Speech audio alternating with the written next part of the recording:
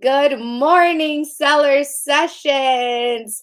Sorry, we are a little late today because we had some difficulties, some technological difficulties, but we made it with Miss Holly. Good morning, Holly. Good morning. Thank you for having me. Of course. It's interesting because you don't have a personal Facebook, right?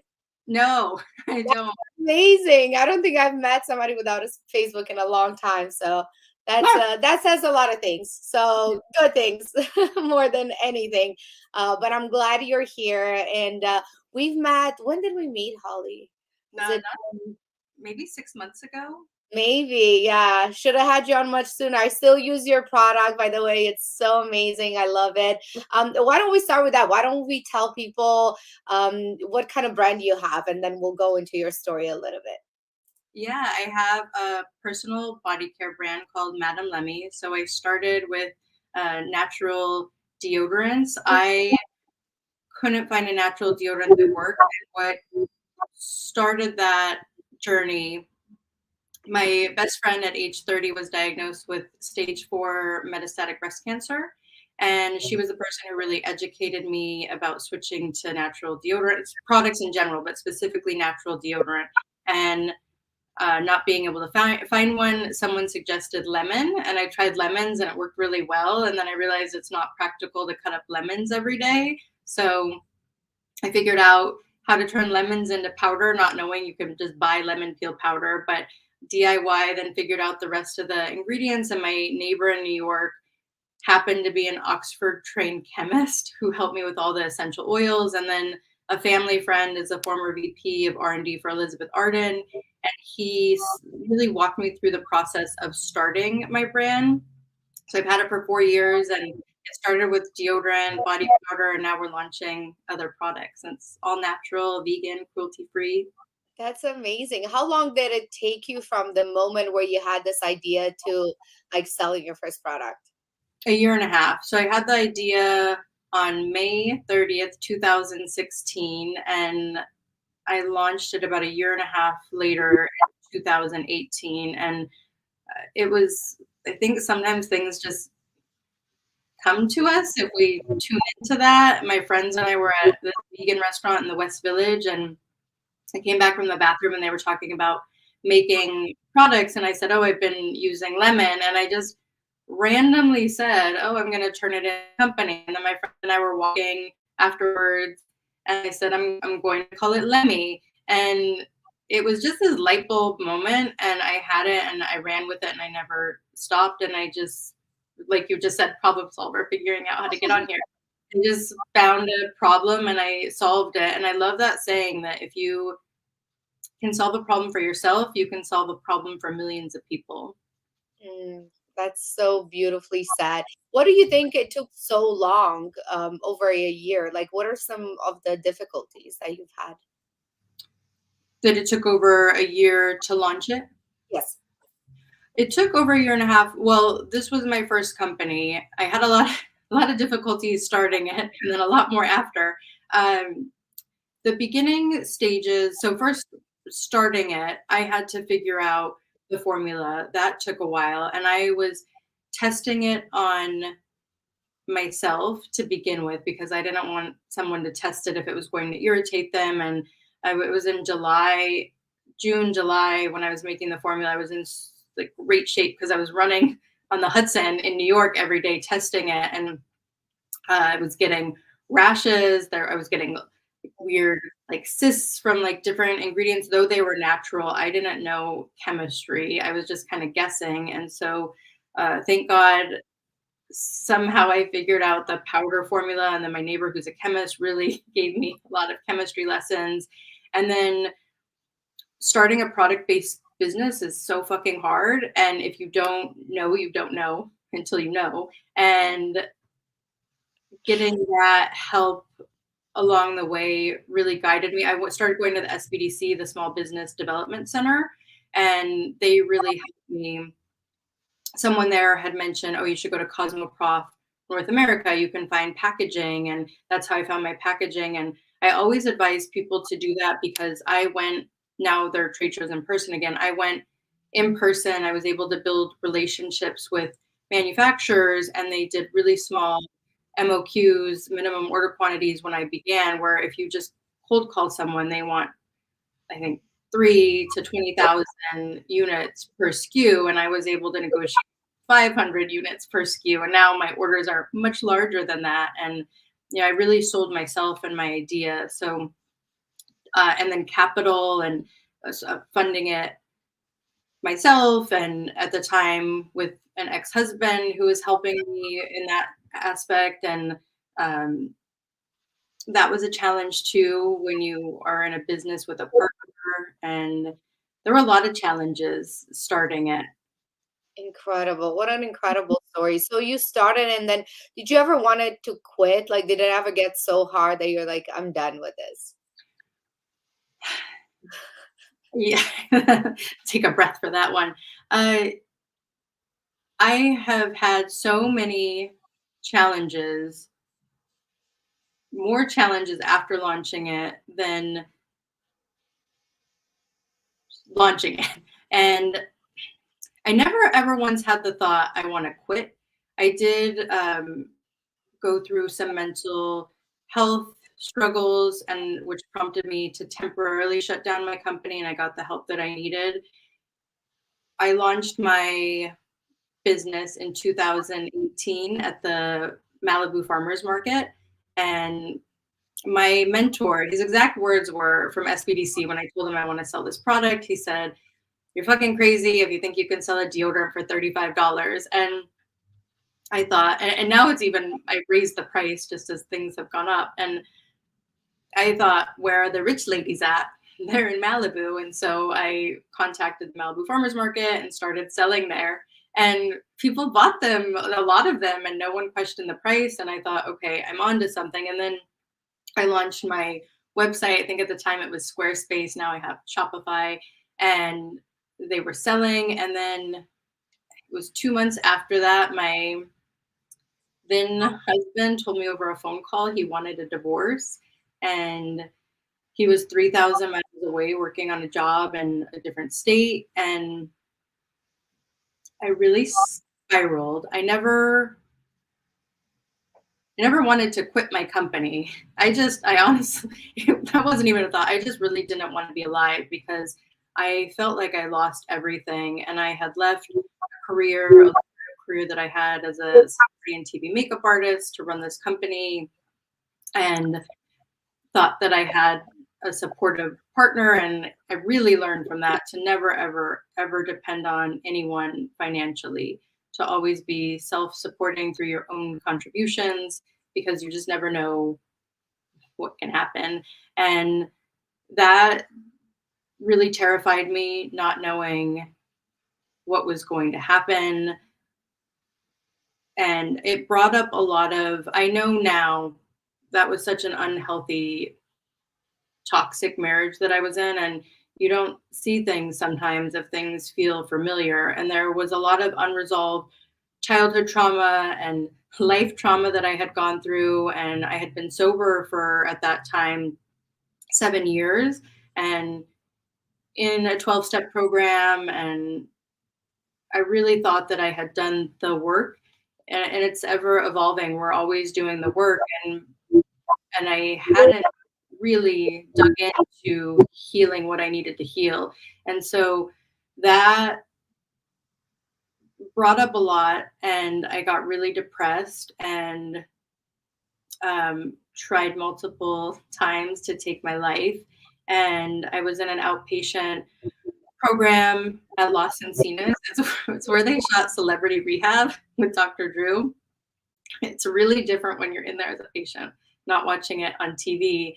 But it got really bad. And one of the last things that I did, I was on the freeway on the 210 driving erratically and praying out loud to get hit by a truck, because it's morbid to think about, but I think these conversations are important. That I just thought, if it's an accident, no one will know that that's what happened.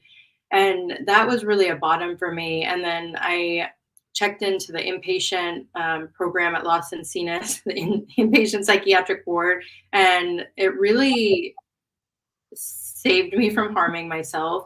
And I was also seeing a therapist. I was like in intensive therapy at that time. And then I'll just skip to, I went on this journey. I opened my company because I shut it down on the website. And then when I got out, I just really changed a lot with my intention and focus, and started listening to a lot of really positive YouTube channels and videos of Oprah and Louise Hayes and Gary Vee, anything that could just fill my brain with positivity. And I was filling my products in my 300 square foot studio that I moved into with my dog, Violet. And um, I found out that I had gotten into Urban Outfitters. That was about 9 months later. And I was so excited about that. And a couple weeks later, I was packing their order, getting ready to take my dog for a walk. And I forgot something in my apartment, the adapter to my headphones, and I went back in to get it, and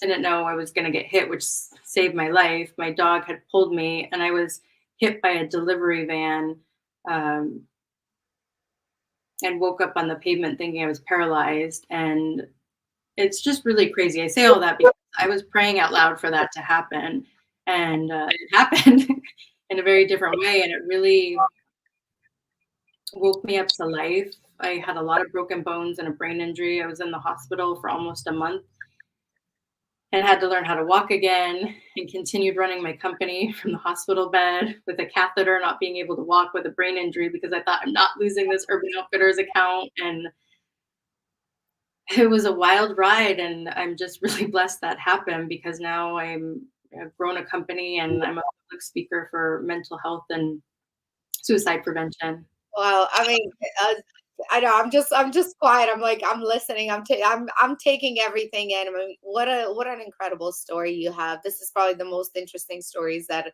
I've ever had on the podcast. So thank you so much for opening up and sharing this, because it's so important, and most people don't talk about it. Most people don't want to talk about, the troubles that they went in, especially if it's a a mental health awareness type of topic. People don't really want to share their story, but I think it's so important. And thank you for, opening up and sharing that with the world, really, because, it just shows how much strength you had. I mean, wanting to, you know, leave this life, right? So it can be finally done, and then creating your company, and then getting hit by a car. Like how much longer after? How much longer?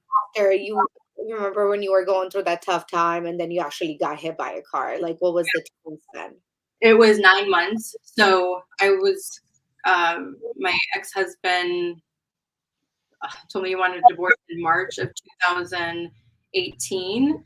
And then I spiraled. I was in the um, mental health hospital that summer. And then within 9 months, it was in April that accident happened. So it was really quick. And at the time when I was in the hospital and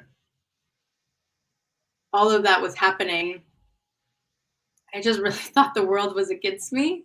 I just and as horrific as that accident was, going through that divorce was 100 times worse, because there's that emotional pain, and it brought up so much more. And though it's not exactly linear when you have broken bones. There, you go to the doctor, you know what to do, and when you have heartache and depression, it's not as easy.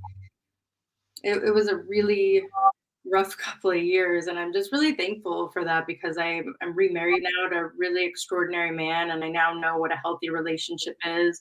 I still in that divorce, I got 100% of my company, because I knew if it was over, that this was my idea and I wanted it. I didn't want to share that with someone I was no longer with. And I learned from that we as women can run a company by ourselves. I hear so many people, and they talk about having an idea and they have to get a business partner. And I think it's your fucking idea. Like, you can do it on your own.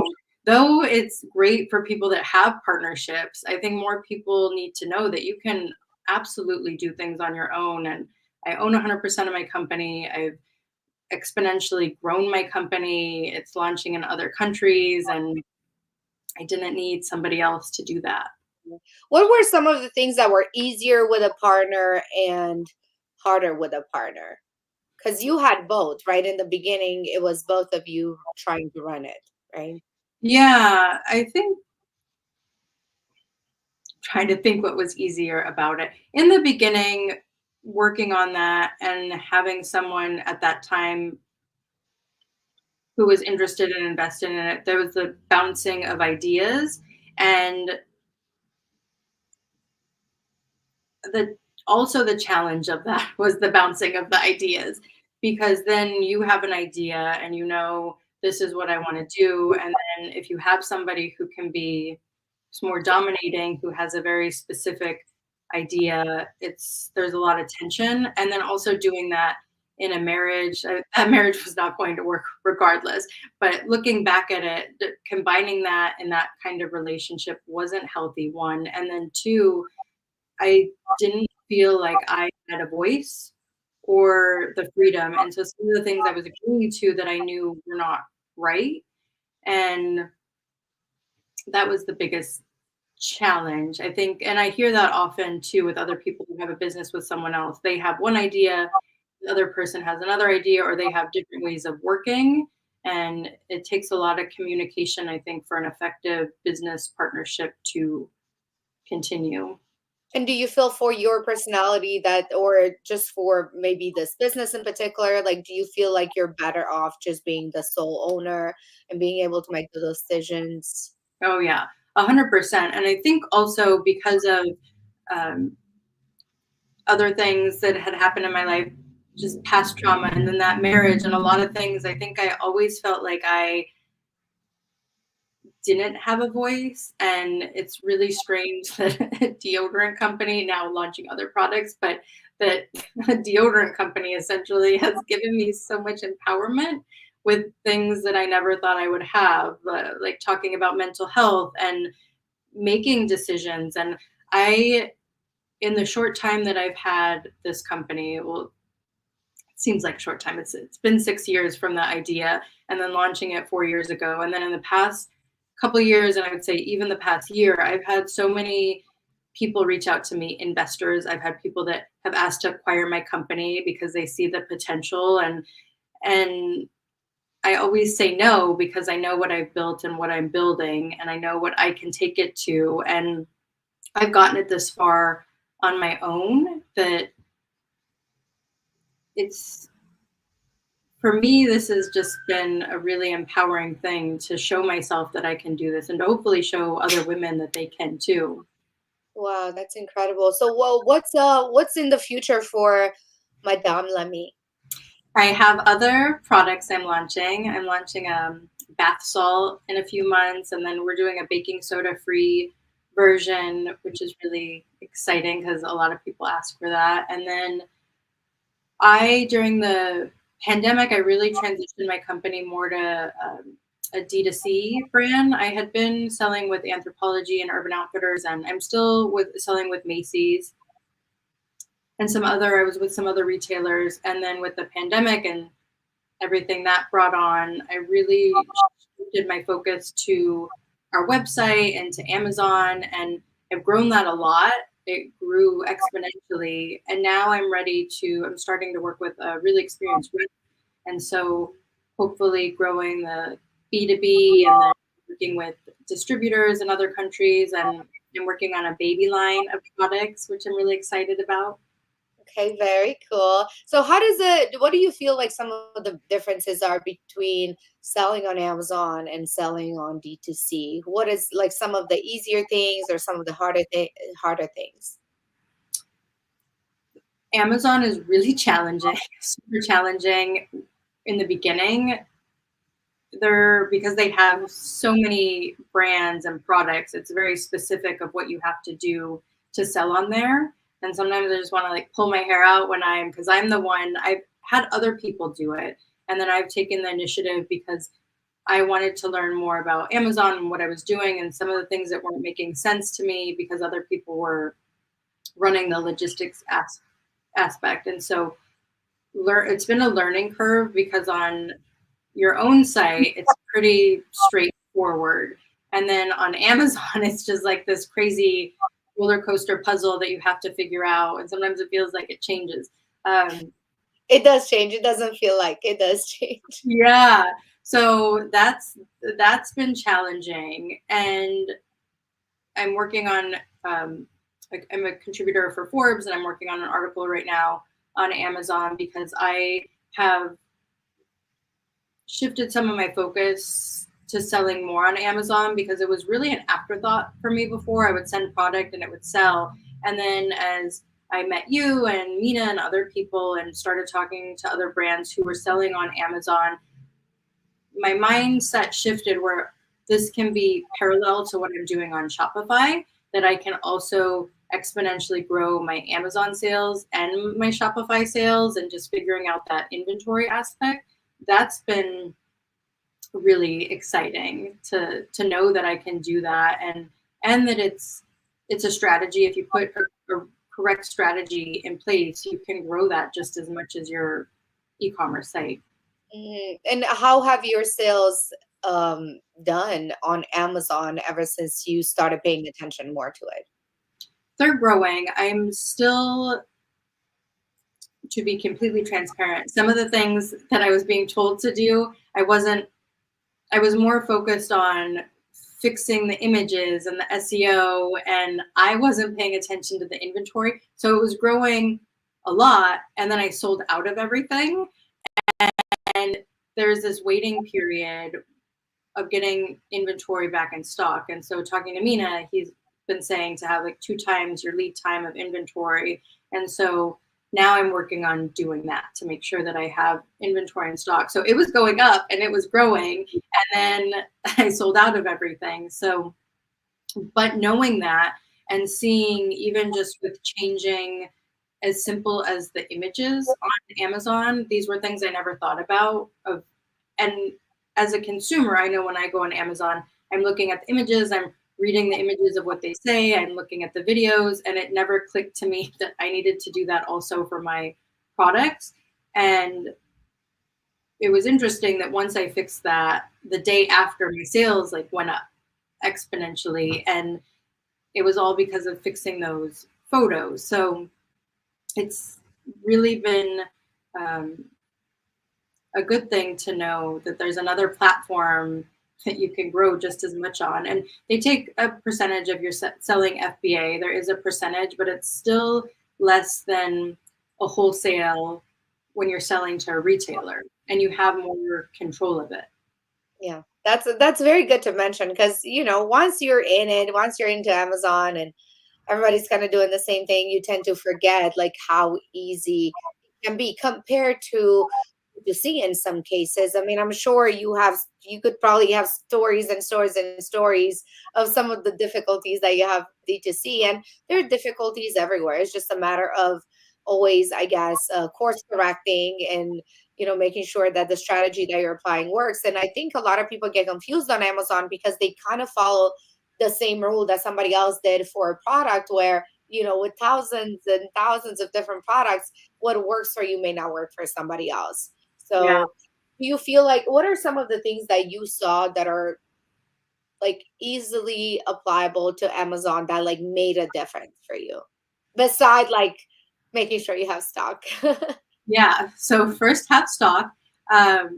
Choosing the FBA, the fulfilled by Amazon, because people want Prime 2-day shipping, and then bringing on someone who has experience in Amazon. When I met you and your group of people at that dinner for I think it was an e-tail event, and I was listening to how you were talking, and then I started talking to more people. I was like, these Amazon people are like the Amazon of like Silicon Valley, like the Silicon Valley people of Amazon is what I was thinking, because it's like they're not talking about Shopify or retailers or anything. They're just this one Like specific Amazon. Yes. Amazon, and that clicked for me.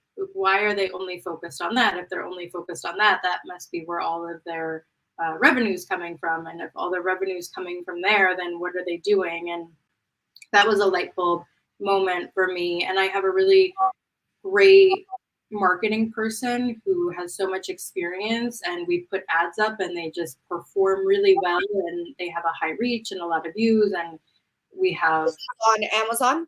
this is on Facebook and Instagram. And so she doesn't really know Amazon, but she was helping me set up Amazon, and we were trying some marketing tactics on there. But she helped and has helped me grow a lot, that aspect. And then I thought, okay, well, maybe there's someone just like her for Amazon. And I've been finding that. And I'm a big believer that if you don't know how to do something and you have the budget to do it, just hire someone that you vetted to do it, because it's going to be a lot quicker. And so bringing someone on who's given me the steps of, okay, before I can even work with you, you need to do X, Y, and Z. And part of that was fixing the images and the SEO and the titles. I didn't know. I thought what I had listed on my website could just transfer to Amazon, like Madame Lemy deodorant and body powder. But that's not how people use keywords to search on Amazon. So knowing the specifics of the game of how to sell on Amazon and being able to better, and this journey has just started. So it's probably going to take a bit of time, but I know now there's a strategy in place, and I know the steps to hopefully in parallel equal what I'm doing on my e-commerce site. I'm so excited for you. I'm like super, super stoked. First of all, I have your product is amazing. It's aesthetically pleasing.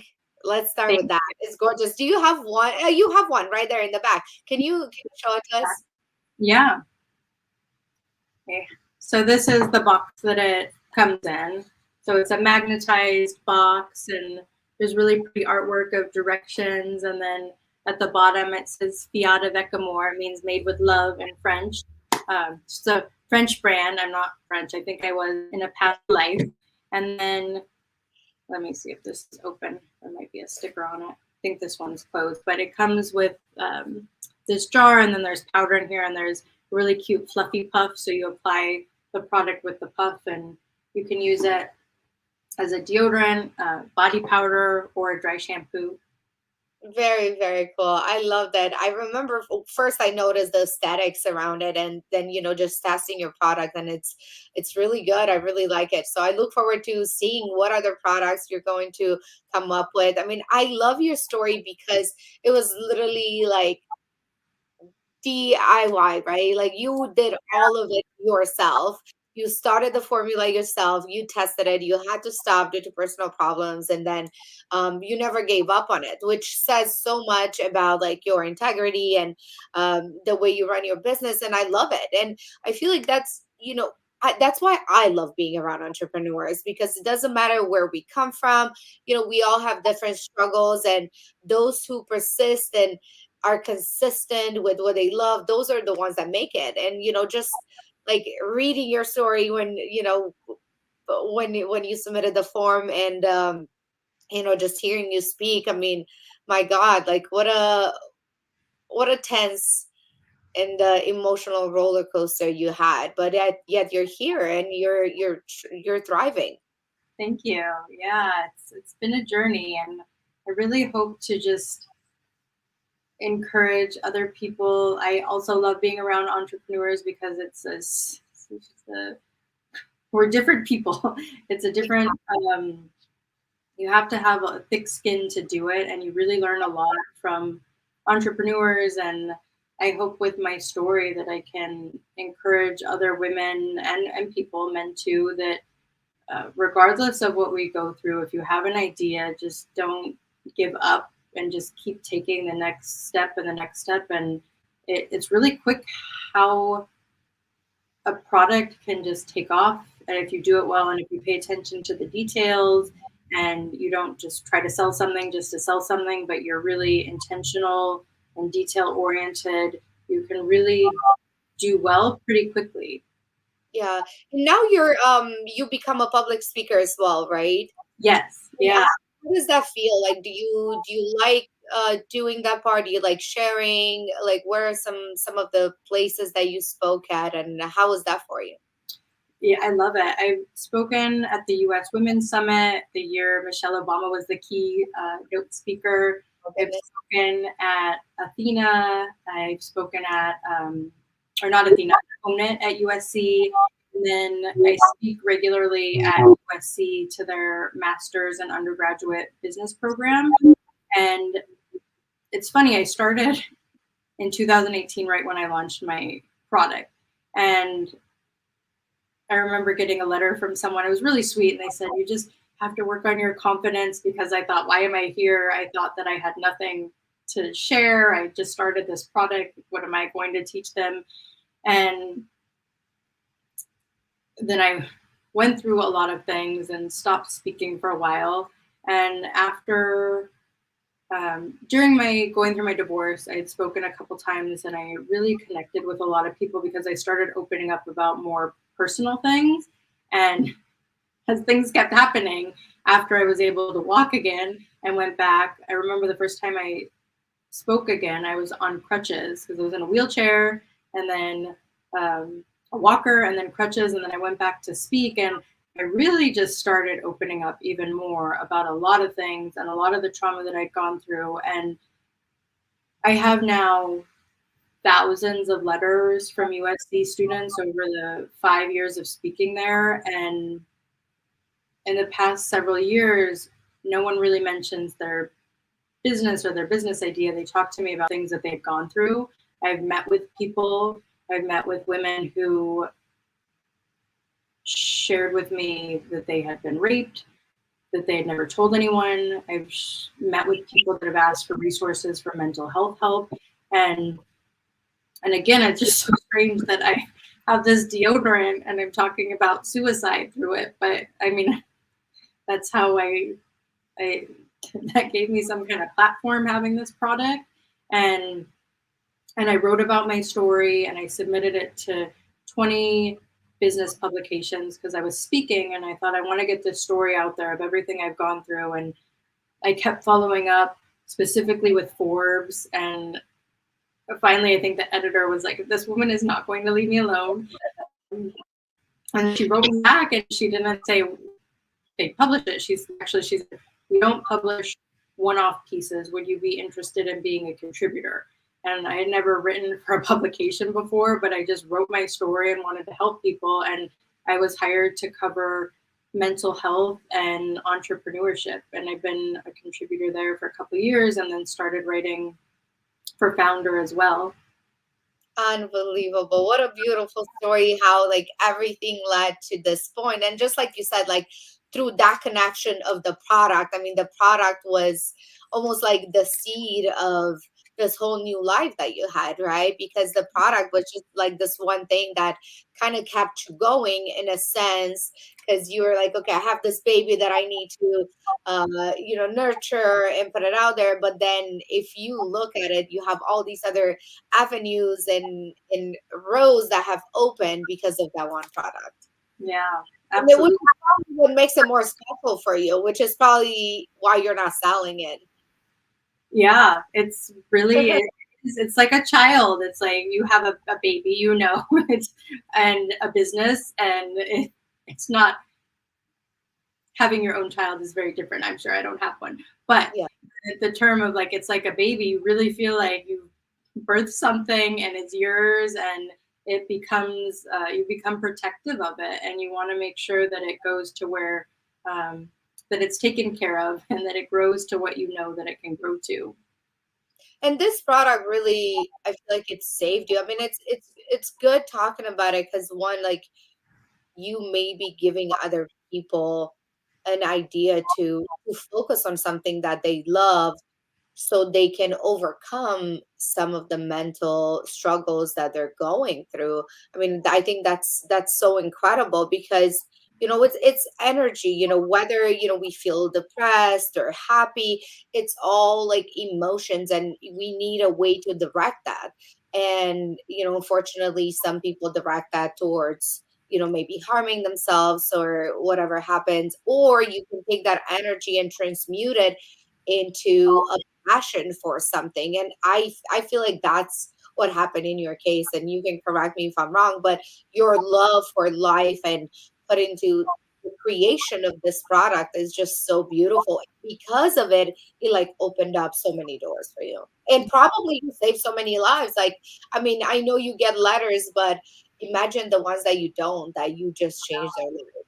Like, that's what an accomplishment that is. Thank you. Absolutely. I always feel that it's a lot to share.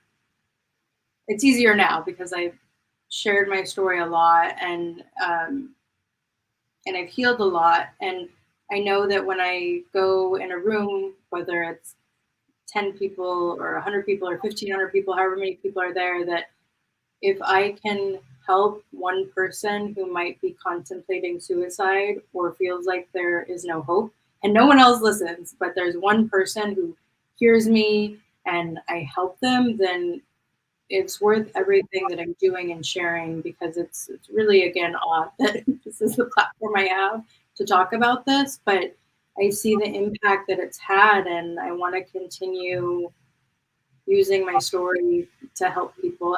And to what you said, that having something, an idea or something creative that you can focus on, it really helps. It helped me a lot going through that and having a lot of depression, and listening to those videos. And I would put on something positive to redirect my emotional state, like Oprah, like the 10-minute clip that she had. And then listening to those marketing videos by Gary Vee, I thought, okay, how can I grow it? And I just really tuned into a different frequency of what I was listening to and tapped into that. And it did. It really, my company and my dog saved me.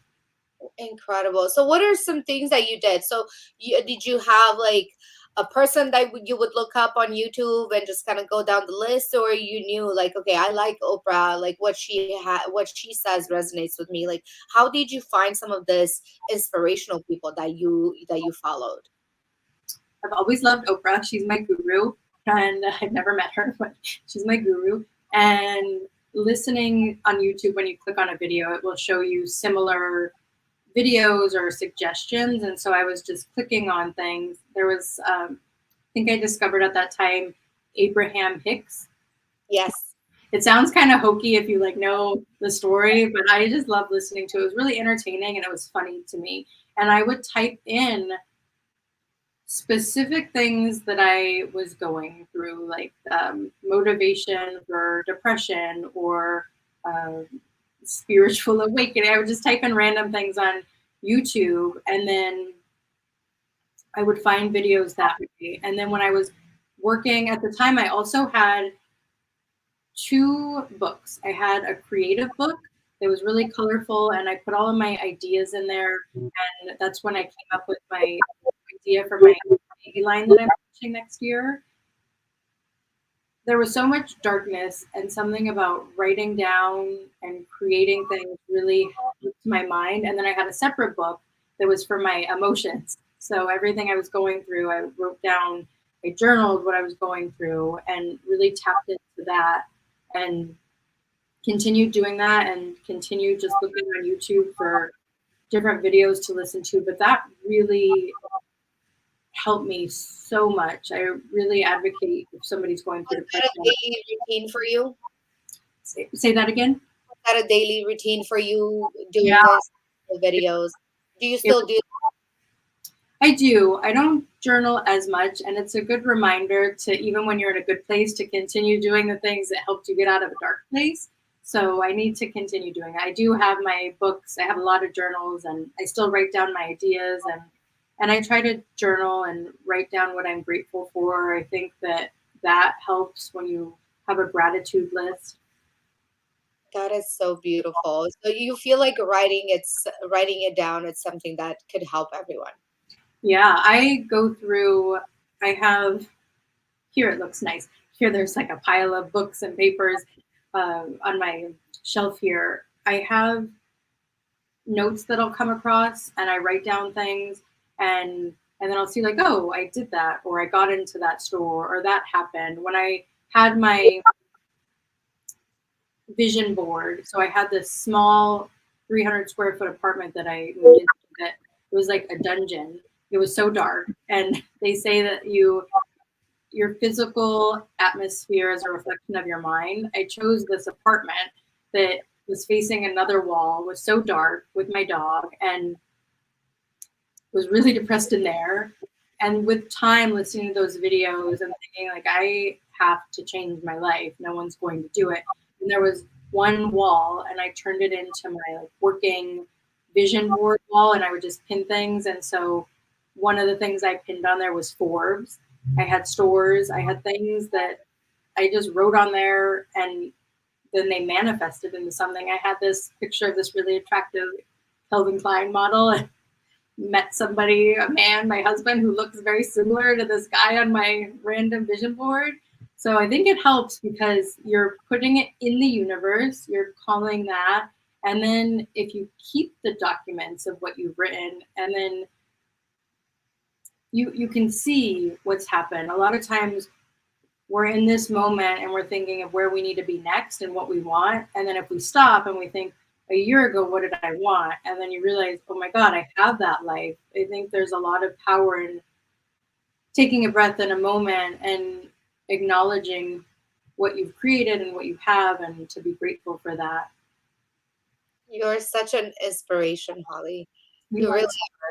I mean, going through everything that you've done, and to come out on top like that and being able to talk about it. I mean, what an incredible story. I'm so glad to have met you and for you to come and share this in front of everyone. I think that's very admirable, and would love to have you again in the future, maybe next year once you have your baby line. But before that, tell people how they can find Madame Lemy. And I know you said it's on Amazon, but what are some other places where people could follow your brand and see what you're up to these days? Oh yeah, so madamelemy.com. They can purchase on there for the first sale, or with the first purchase. I think it's First Lemy, and there's 15% off. And then Macy's.com. We're in some Four Seasons and Hyatt's, Amazon, and I'm on LinkedIn under Holly Eve. And I don't have Facebook, but I have Instagram. It's Holly Eve Beauty, and then Madame Lemy. We have Instagram as well. Beautiful. And how can people read some of the articles that you wrote for Forbes? Just type in your name.